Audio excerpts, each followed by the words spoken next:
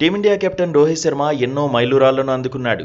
Bharat captain గా అద్భుతాలు చేశాడు. ప్రపంచవ్యాప్తంగా అభిమానులను పెంచుకున్నాడు. వైట్ బాల్ ఫార్మాట్ లో బ్యాటర్ గా ఎంత పేరు తెచ్చుకున్నాడో కెప్టెన్ గాను అంతే పేరు తెచ్చుకున్నాడు. అందుకే అంతర్జాతీయ క్రికెట్ లో Rohit something special. Champions trophy తర్వాత కెప్టెన్సీ నుంచి సైడ్ అయ్యాడు. అయినా అతడి రేంజ్ ఏంటో ఇప్పటికీ అభిమానులు గుర్తు చేసుకుంటూనే ఉన్నారు. ఇప్పటికీ రోహిత్ ను కెప్టెన్ గానే చూస్తున్న వారి లిస్టు కూడా పెద్దదే. అలాంటి వారి జాబితాలో ఐసీసీ చైర్మన్ జేషా కూడా ఉన్నాడు. తాజాగా స్వయంగా తనే రోహిత్ గురించి మాట్లాడాడు. ఇప్పటికీ తన కెప్టెన్ రోహిత్ శర్మే అన్నాడు. Hit man కెప్టెన్సీలోనే Bharat 2 ICC ట్రోఫీలను అందుకుందన్నాడు. అందుకే జైషా మాటలకు రోహిత్ కూడా స్మైల్ ఇచ్చాడు. 2023 వన్డే వరల్డ్ కప్ లో టీమిండియా ఓడినా భారత్ వరుసగా 10 మ్యాచ్ల్లో గెలిచిందన్నాడు జైషా. ఫైనల్లో భారత్ ఓడినప్పటికీ అభిమానుల హృదయాల్లో మాత్రం రోహిత్ శర్మ ఉన్నాడని చెప్పుకొచ్చాడు. ఆ తర్వాత తాను చెప్పినట్టుగానే టీ20 వరల్డ్ కప్ లో భారత్ విజయం సాధించిందన్నాడు. ఈ ఎపిసోడ్ కు సంబంధించిన ఫోటోలు, వీడియోలు వైరల్ అవుతున్నాయి.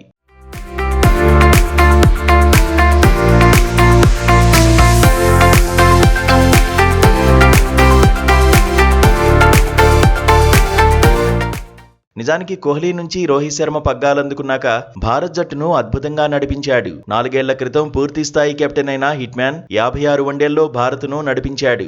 42 మ్యాచ్ల్లో గెలిపించాడు. 12 మ్యాచ్ల్లో ఓడిపోయింది. ఒక మ్యాచ్ టై అయింది. 2018లో స్టాండ్ ఇన్ కెప్టెన్ గాను ఆసియా కప్ ను భారత్ కు అందించాడు. 2023లోనూ ఆసియా కప్ లో భారత్ ను ఛాంపియన్ గా నిలబెట్టాడు. టీ20లోనూ రోహిత్ శర్మ అద్భుతాలు చేశాడు. గత టీ20 వరల్డ్ కప్ ను టీమిండియాకు అందించాడు. మొత్తంగా 62 టీ20లో కెప్టెన్ గా భారత్ జట్టును నడిపించాడు. అందులో 49 మ్యాచ్ల్లో విజయాలను అందించాడు. 79.03 విజయ శాతంతో తిరుగులేని కెప్టెన్ అనిపించుకున్నాడు.